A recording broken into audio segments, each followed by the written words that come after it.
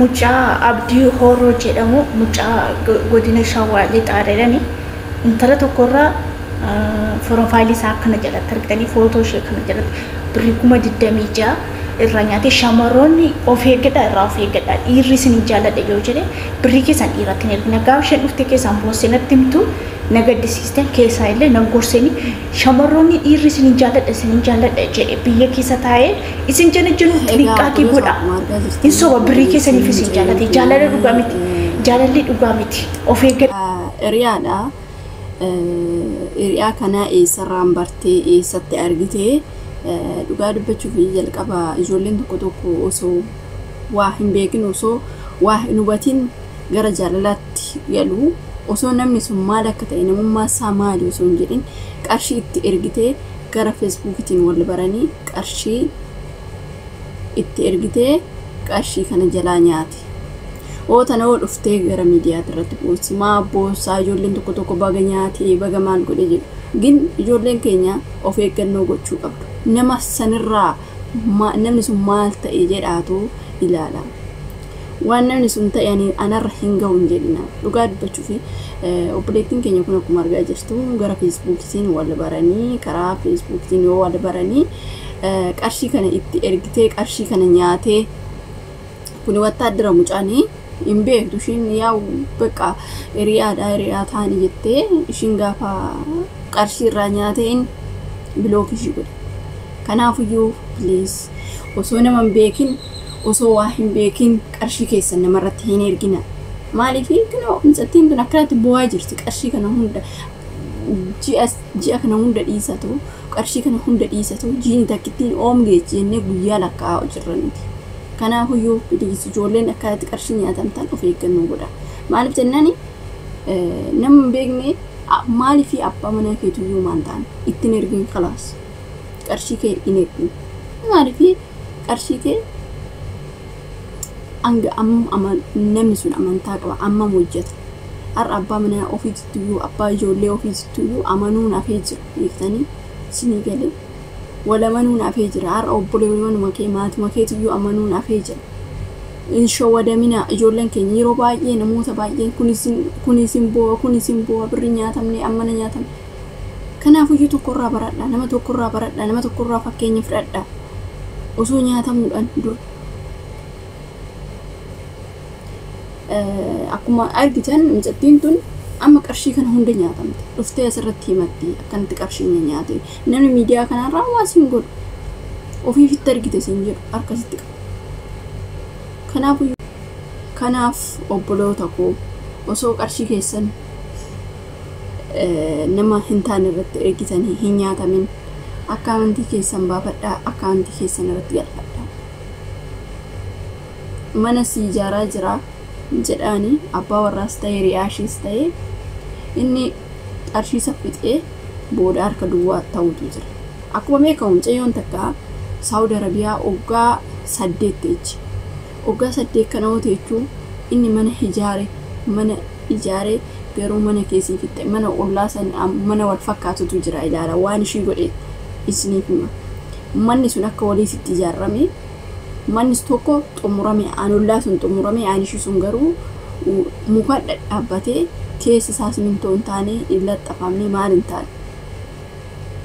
Manni kee baqa amma mixattii sun ijaareen xumurame jedhaan birrii itti ergiti isaan booda yoo galtu mana ollaa ta'e mana ollaa sanii mana wal fakkaata waan ta'eef mana ollaa sanii kaasee itti ergaatu.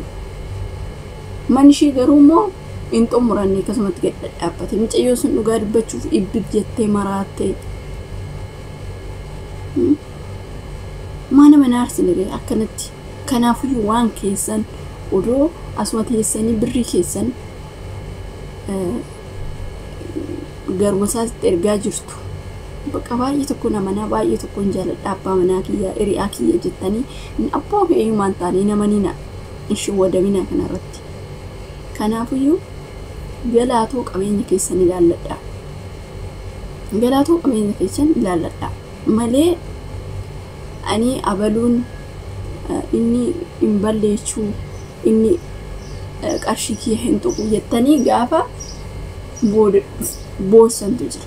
Kanaafuu mana soo ta'e gidduudhaan waggaa kana hunda waggaa dheeraa taa'urraa gidduudhaan laaltanii waan inni hojjetaa jiru waan inni irra geessan laallattanii qarshiin kiyya maalirra oole manni kiyya maalirra jira qabeenyi kiyya akkam maalitti itti ba'aa jira waggaa dheeraa biyya homaa keessa taa'u deemtanii siraasitti godhattanii deebi'uun gaadhi.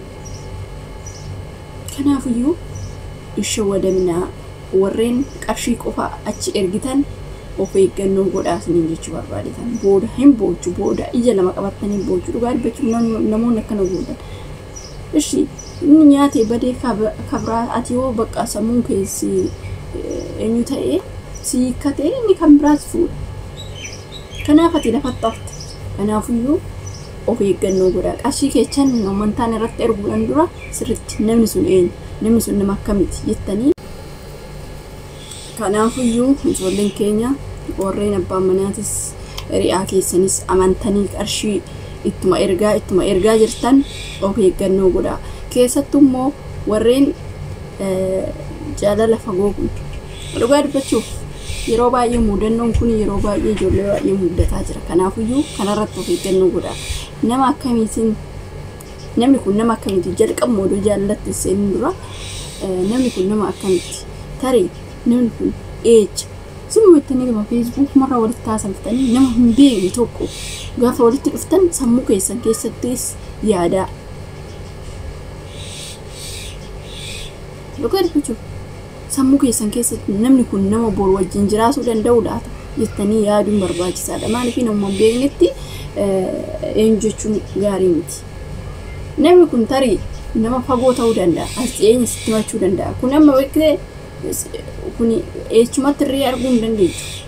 Amma micattiin tuni biyya Arabaa jirti. Inni kan jiru Itoophiyaa keessa. Biyyi isaa hin beektu simmettee jaalatte yoo jaalattu kana hoo qarshii itti ergiti. Qarshii itti ergitu san inni qarshii ishii irraa fudhatee biraa kute. Eenyu gaafatti eecha gaafatti ri'aam isaan beektu maatii isaan beektu eecha gaafatti ishii. Kanaafiyyuu osoo kana ta'u kanan ta'in dura nama akkamiiti kun laata? Namni kun eessa? Kun biyya kiyya moo? Kun nama kiyya moo? Nama kiyyaa miti jettanii adda baafachuu qabdu. Dirqama kun. Dhugaa dubbachuuf humna keessanii maatiin kee yoo dhugaa dubbachuuf maatiin kee hoos nyaatee rakkoo hin qabu. Maatiin keetuu gaafa nyaatee na hartaan. Maatiin kee garuu olmaa baay'ee sirraa qabu. Isaan nyaachuu wayya. Alagaan akkanatti namni hin beekne si nyaachuurra maatiin kee si nyaachuu wayya. Maatiin kee qarshii kee balleessuu wayya. Mana hixaaranii si guddisan cubbuun qabu waan ta'eef osoo nyaatanii usan. Kanaafuu nama hin beekne akkasumas warreen qarshii ergattan jechuudha. Gara alaatiin warreen qarshii galfattan xinqaaqee godhaa. Zim jettanii nama hin beekne nama onlaayinii irraa bakka inni ergaa dhageessanii ta'u hin ergina. Sirriitti gaafadhaa. Sirriitti namni kun nama akkamiiti? Nama amanamaadha moo jettanii hiriyaa nama itti dhiyaatu yoo ta'e nalatti. Zim jettanii qarshii asii amma fakkeenyaaf ani as Dubaayin jira yoo ta'e biyya biraatti erguu warri Saawudii jiru asitti erguu nama oo qabaatte namni tarii itti dhiyaatu oo qabaatte akkasitti irraa qabsiiftee akkasitti irraa fudhachuu dandeessi. Warri fagootis nama kanan beektu qarshii baay'inaan itti ergitaa isaan booda inni bilookisi godhe eessatti gaafatta eenyudhaan gaafadhu jettaan. Kanaaf nama qabaachuu qabdu as iddoo warreen qarshii ergitan ta'ee warreen namni hiriyaan keessan sinirraa fagoo ta'u kana yaaduun barbaachisaadha obboloota koo dhugaa dubbachuuf. Kanaafiyyuu kana sammuu keessatti seef godhadhaa.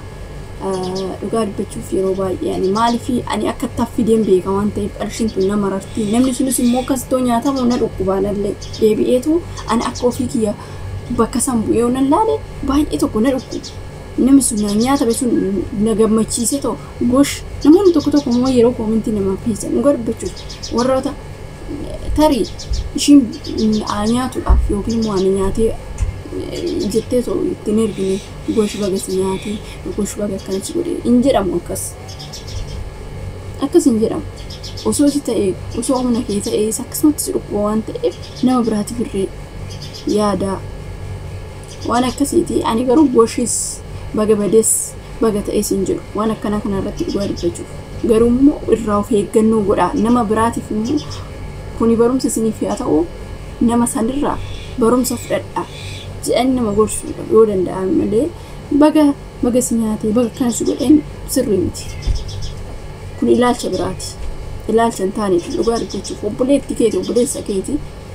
Kanaaf iyyuu waan akkasiin jedha obboloota koo warreen akkanatti qarshiin keessan badee nyaata bitanii barumsa isiniif ta'a boruu barumsa isiniif ta'a. Kanaaf namni biraa sun immoo nama kanarraa barumsa fudhachuu qaba. Naa kana isiniin jedhaa turtii gaarii qabaadha nagaan turaa viidiyoo biraatiin galitti deemnutti warreen YouTube kanaaf haaraa taate immoo laayikii subscribe gochuun dagaatinaa asumaan turtii gaarii qabaadha.